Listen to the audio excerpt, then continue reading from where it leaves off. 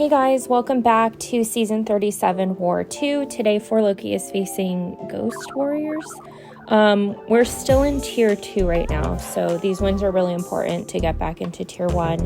And I have a little bit of a different team today. I am bringing in Omega, Sabretooth, and Void. So I'll have to do a couple of mastery swaps this war, but it's no problem. I don't mind doing that. I'll be heading up Path 1 to start, taking that Kraven on Path 20. And then I will be going up Path 2, taking that Killmonger on 46, and then taking Manthing on 48. And I'm joining shortly after assignments came out, so not much of the map has been cleared yet, and the other alliance hasn't started yet. So first up on Path 1, so I brought Void for this Thing fight and for the Wong fight I have upcoming in Section 2.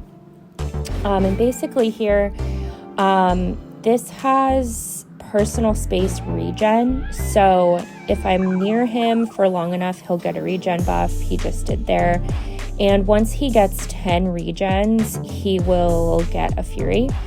This is only an R3 thing. He is Sig 200, so the fight is going to go pretty slow until I get all of my debuffs going. And I am trying to be mindful of the personal space because I don't want him getting that Fury if I can avoid it. Although a better placement here would be a champ that gets regen by other means as well, because that Fury could become a little bit more dangerous. Here you just have to worry about the space. So Void versus Thing is a really easy fight. Basically, you just want to manage rock stacks, and once you get ramped up, get all your debuffs going, it really starts to move pretty quickly. So the beginning of this fight here is going to be pretty slow and steady before things start to pick up. And as you can see, this AI is just not being super cooperative with me. I'm getting cornered, and I need to keep control of rock stacks. That's priority number 1. And right here, he's throwing random heavies. I know that this special one is going to be unblockable, so just X'd in the corner. I was really happy that I got the timing on all of those. But yeah, fight is going to be just pretty much what I mentioned, so I will let it finish playing out.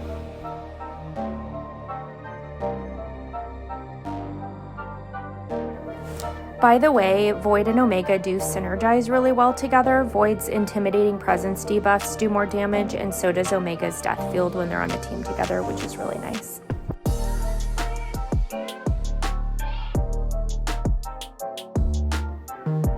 Okay, the next fight I have coming up is a Scorpion on Masochism over time. I'll be taking this with Omega.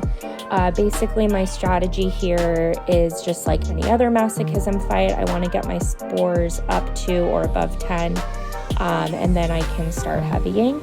And this Scorpion is already melting down even without having my spores locked in. And yeah, that's pretty much it. I don't really want him to throw a special one because I'm not great at evading it. But spores are doing work for me, so no need to worry about that. And then I will be moving on to a Kraven on node 20. Again, strike counter, Masochism over time. This also has sloped or spaced armor. I get the two confused. Spaced armor, which literally does nothing for Kraven. He gets no armor ups or anything like that. So I'm just going to play this like a normal Omega fight. I do have a White Mags pre-fight here, so I'm taking advantage of that extra timing that I have. I did power start 1 and put on some mutant boosts, but they both are pretty much going to go to waste because he is going to be dead before I even throw a special here in just a second. But it's, of course, always better to overboost than underboost, so no regrets there.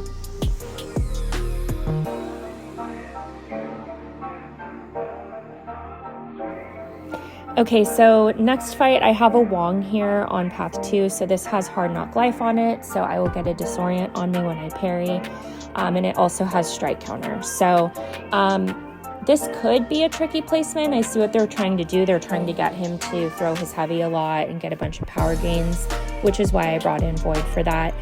So to start, I am going to parry heavy. I have a power start 1 on, and I won't be parrying again until my disorient is gone.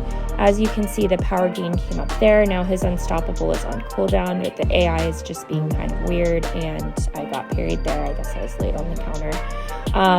But I am basically just going to be managing strike counter here, alternating between heavies, medium light mediums, and medium lights if needed. That is why I power start 1, so that I didn't have to worry about that. I do have a greater special 3 defense boost on just in case, but at this point now I'm just trying to bait specials from him and get the fight going.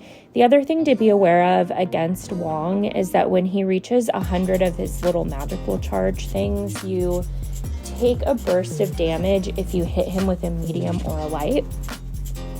So basically when that happens, you want to just heavy him to get rid of it, which is not a big deal. I don't think he's even going to reach 100 in this fight.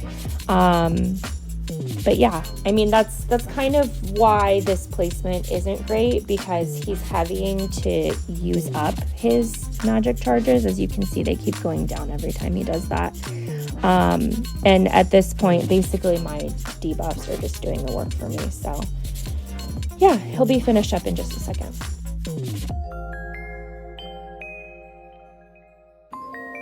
Okay, the rest of my fights are kind of ugly.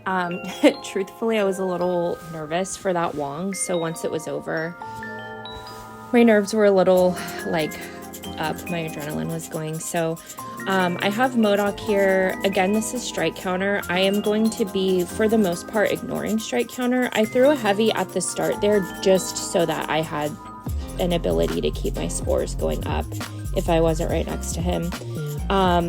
Because this node also has, I think it's called Never Back Down. Stupid to throw a special 2 after a heavy when I knew he would block it, but whatever. So basically I don't want to dash back twice in a row or I'll get a disorient on me. So you'll notice that's why I am not dashing back twice and I'm blocking his special ones. I have quite a few of the block penetration things up, which is why it's going not great when I'm taking those into block, but whatever. I mean, it was fine. I had no risk of dying there. And then I will be moving on to a Killmonger on node 46. Again, using Omega for this. This does have buffet over time and sloped armor, so basically I'm going to try not to dex, but I'm not going to take dex off.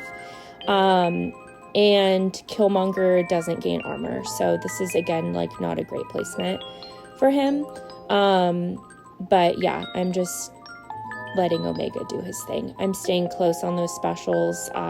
This does also have strike counter block penetration on it, so I will start taking some additional block penetration damage as the fight goes on. As you can see, that last hit into my block of the special one did a decent amount of damage, but either way, I mean, the fight was over really quick. And my final fight of this war will be a Manthing on node 48. So the tricky thing about this node is when the defender has a buff expire, you get a little timer on you.